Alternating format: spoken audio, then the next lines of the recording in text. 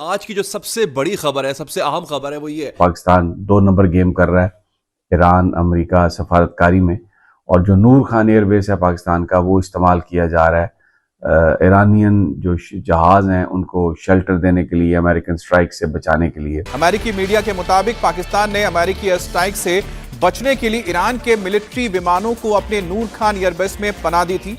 अमेरिकी रिपोर्ट के मुताबिक एक तरफ जहां पाकिस्तान दोनों देशों के बीच शांति के लिए मध्यस्थ होने का दिखावा कर रहा था, वहीं दूसरी तरफ उसने ईरानी मिलिट्री विमानों को अमेरिका के हवाई हमलों से बचाने के लिए अपने एयरबेस पर छिपने की जगह दी। पाकिस्तान जो एक बार फिर से दुनिया के सामने बेनकाब हो चुका है। जी हां, एक तरफ अमेरिका और ईरान के बीच मध्यस्थ बनने की कोशिश कर रहा था, तो वहीं दूसरी तरफ आरोप यह है कि पाकिस्तान ने चुपके से ईरानी विमानों को पनाह दी है। पाकिस्तान की कमीनेपन की एक बड़ी जबरदस्त झलक यूएस के मुंह पे तमाचे की तरह आके लगी है।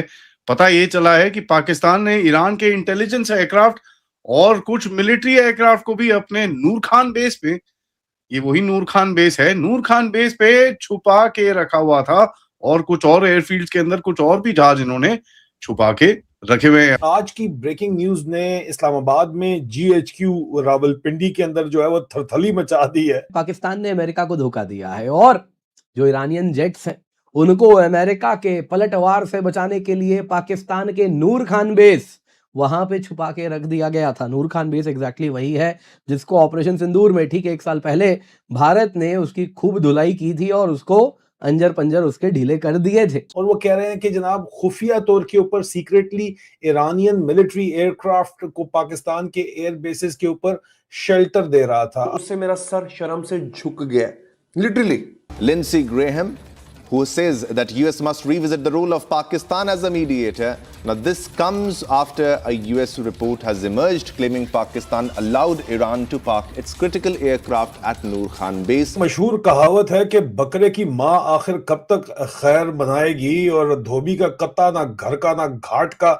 आसिम मुनीर के बारे में मैं आपको मुसलसल यही बताता चला आ रहा हूँ। सोशल मीडिया पर पाकिस्तान फर्जी प्रोपेगेंडा चला रहा है। नेतन्याहू ने कहा है कि पाकिस्तान की यूएस इजराइल साझेदारी तोड़ने की कोशिश यहां पर सामने आई है, हमारी साझेदारी कमजोर करने की कोशिश हो रही है। सोशल मीडिया के जरिए पाकिस्तान की ये कोशिश सामने आई है। सोशल मीडिया पर ओपिनियन मैनिपुलेट करने की कोशिश यहां पर पाकिस्तान कर रहा है। तो पाकिस्तान की देखिए किस तरह से इंटरनेशनल ना सिर्फ बेइज्जती हो रही है बल्कि इजरायली पीएम के जरिए ये फटकार भी लगी है, और ये प्रोपेगेंडा यानी कि फर्जी प्रोपेगेंडा जो सोशल मीडिया पर फैलाया जा रहा है उसे लेकर भी सीधा सीधा वार यहां पर नेतन्याहू के जरिए किया गया है। और अब ये Donald Trump my favourite field marshal, बल्कि अमेरिका उनको चेता रहा है कि ये आदमी आपका काट रहा है लंबा। आप समझिए, आपको समझ ही नहीं आ रहा है कि ये आपके घर में घुस के बेवकूफ बना रहा है, आपको चूरन दे रहा है। हर कोई अमेरिकन से बोल रहे हैं, खुला बोल रहे हैं। जय हिंद। हिंदुस्तान स्पेशल में आपका स्वागत है दोस्तों। अमेरिकी मीडिया में हुए एक बड़े खुलासे ने पाकिस्तान की पोल पूरी दुनिया के सामने खोलकर रख दी है। दावा किया जा रहा है कि पाकिस्तान ने एक बार फिर अमेरिका की पीठ में छुरा घोंपने का काम किया है। दुनिया के सामने दोस्ती का दिखावा और पीछे से दुश्मनों की मदद, यही पाकिस्तान की पुरानी नीति रही है। अब उसी दोहरे खेल का एक और बड़ा खुलासा सामने आया है। रिपोर्ट्स के मुताबिक अमेरिका और ईरान के बीच बढ़ते तनाव के दौरान पाकिस्तान ने चोरी छिपे ईरान की मदद की। सीबीएस न्यूज ने अमेरिकी अधिकारियों के हवाले से दावा किया है कि पाकिस्तान ने गुप्त तरीके से ईरानी सैन्य विमानों को अपने बेहद महत्वपूर्ण नूर खान एयरबेस पर रुकने की अनुमति दी थी। रिपोर्ट के अनुसार अप्रैल की शुरुआत में अमेरिकी राष्ट्रपति डोनाल्ड ट्रंप ने सीज फायर का ऐलान किया था, और उसके तुरंत बाद ईरान ने अपने कई सैन्य विमान पाकिस्तान भेज दिए।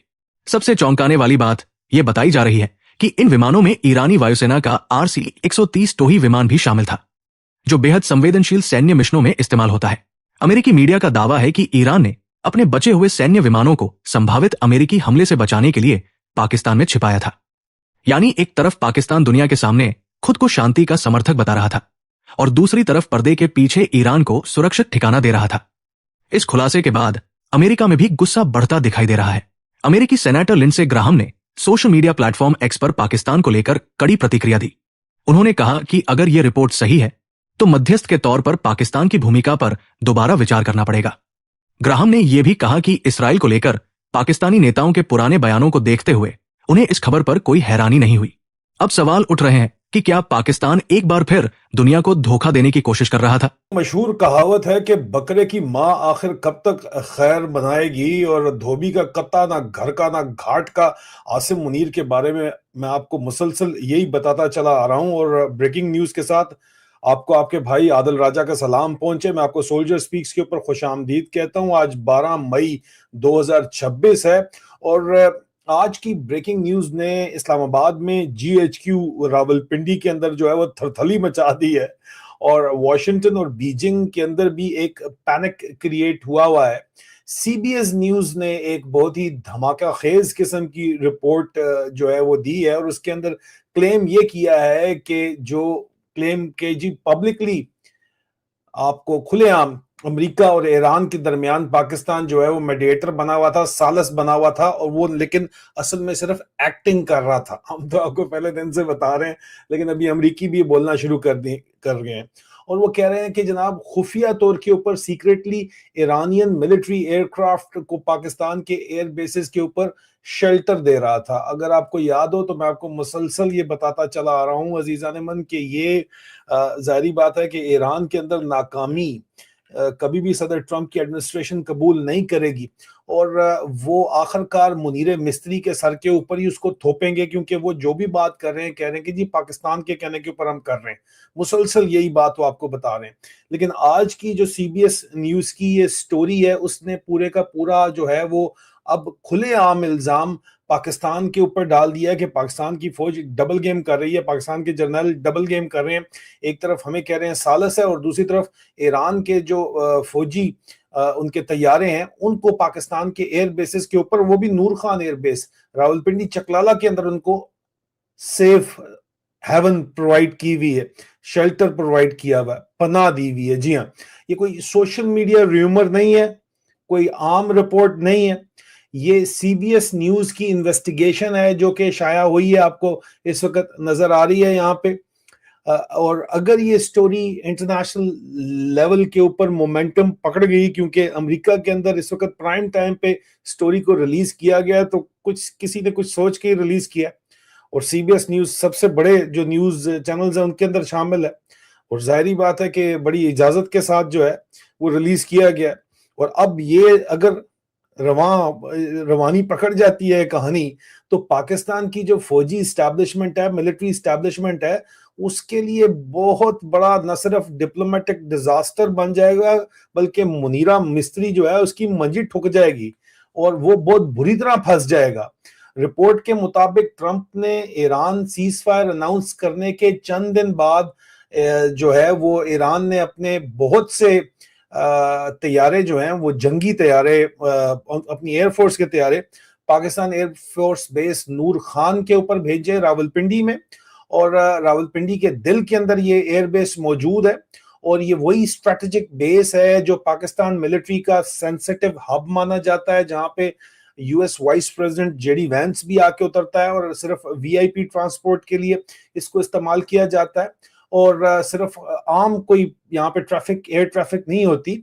CBS न्यूज के मुताबिक उन एयरक्राफ्ट के अंदर ईरानियन एयरफोर्स का एक RC-130 भी शामिल था, एक रिकॉनेसेंस का जो है वो तैयारा और इंटेलिजेंस गैदरिंग का एयरक्राफ्ट भी शामिल था।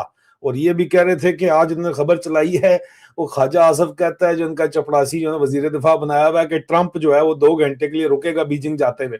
वो जा रहा है पैसिफिक से, वो जापान से जा रहा है, जापान रोक के जा रहा है, और ये अपनी यहाँ पे खीर पका रहे हैं, ड्रामे कर रहे हैं, इनको झूठ बोलने पे शर्म भी नहीं आती। आइए जरा इसके बारे में बात करते हैं और देखेंगे अमेरिका का अब रिएक्शन क्या आता है। नमस्कार, जय हिंद, जय भारत। ईरानियन मिलिट्री एयरक्राफ्ट जो इंक्लूड करता है कि भाई एक एयरफोर्स RC-130 रिकॉनेसेंस प्लेटफॉर्म और भी कुछ दूसरे जहाज, ये नूर खान बेस और दूसरे बेसिस के अंदर पाकिस्तान ने छुपा के रखे हुए हैं। पता ये भी चल रहा है कि भैया इन्होंने पेंट पूंट करके ईरानियन कलर्स को हटा के पाकिस्तानी कलर्स लगा दिए, ताकि भैया थोड़ा सा वहां पर गेम चला रहे।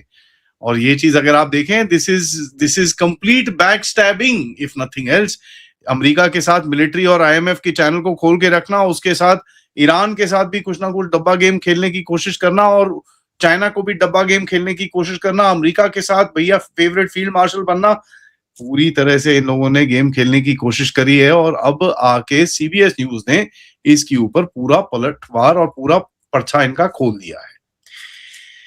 जरा आप देखें, पाकिस्तान अगर आप देखें डेकेड से सर्वाइवर करा है मास्टरिंग एक ही स्किल के अंदर, एक ही स्किल उनके पास जो थी, पीठ में छुरी कैसे घोपनी है। और यहां पर देखेंगे कि दोनों साइड्स का गेम खेलते खेलते पाकिस्तान ने अमेरिका का एलाई, चाइना का आयन ब्रदर, ईरान का भाई, सऊदी अरेबिया का भाई कसाई पता नहीं पताई, तालिबान का भाई और ये करा किसके लिए? किसी तरह से बस पैसे आते रहे, आईएमएफ से पैसे आ जाए, वर्ल्ड बैंक से आ जाए, चाइना से आ जाए, सऊदी अरेबिया से आ जाए, वो पैसे आते रहे। That is just about it. भिखारियों का तो यही काम होता है, उसके अंदर कोई डाउट नहीं है। सीबीएस न्यूज की तरफ से जो आज ये एक बड़ा बॉम्बशेल टाइप एलिगेशन आया है कि साहब ये पाकिस्तानी इतने बदमाश हैं कि इनके मिलिट्री एयरक्राफ्ट इंक्लूडिंग एक रिकॉनेसेंस प्लेटफॉर्म को इन्होंने छुपा के रावलपिंडी मिलिट्री हेडक्वार्टर्स के पास ही नहीं, बट इनके कई सेंसिटिव एयर बेसिस के अंदर रखा है। ये कोई सडन बिट्रेयल नहीं है साहब, this is how Pakistan operates. Pakistan का जो स्टेट मॉडल है वो इसी पे चलता है कि यूएस की मिलिट्री चैनल से कुछ लेते रहो, चाइना से कुछ लेते रहो, गल्फ से कुछ लेते रहो, इस्लामिक स्टेट इन्फ्लुएंस करते रहो और यहाँ पर भारत के साथ उंगली करते रहो, क्रिएट दैट दिस थिंग की अपनी एक इंपॉर्टेंस बना के यहाँ पर रखो। बट चक्कर क्या है, इनकी पैंट हर 6-8 महीने में कोई ना कोई उतार देता है। ओरिजिनल इनका डबल क्रॉस कहाँ था? दी अफगान जिहाद। ये चीज मैं आज अमेरिकन कोई देखे तो उसको मैं याद कराऊं कि 1980s में अमेरिका ने पाकिस्तान को 30-40 बिलियन डॉलर दिए। सोवियत अफगान वॉर के टाइम पे सीआईए ने बिलियंस एंड बिलियंस इनको और दिए, सऊदी अरेबिया ने पैसे दिए, आईएसआई एकदम जॉइंट सेंटर बन गया। लेकिन हुआ क्या? इस्लामाबाद ने जो हथियार और पैसे आते थे वो आगे नहीं भेजे, इस्लामाबाद ने अपने पास रख लिए। पाकिस्तानी आर्मी है ना, लॉयल मिलिटेंट फैक्शंस बनाए, टेररिस्ट ग्रुप्स बनाए और पता नहीं पूरे रीजन के अंदर प्रॉक्सी स्ट्रक्चर्स बना के खड़े हो गए। भारत के अंदर जो उंगली करी और ये सब करी, it's not even funny what all they did to the other countries to a point.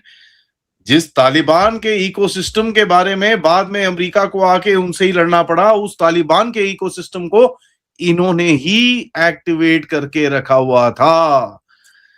यहां तक कि ये इतने डबल क्रॉस निकले कि अमेरिका जिन कंट्रीज के साथ पंगे उसके होते थे, उसी को ही ये न्यूक्लियर टेक्नोलॉजी भी बेचते थे।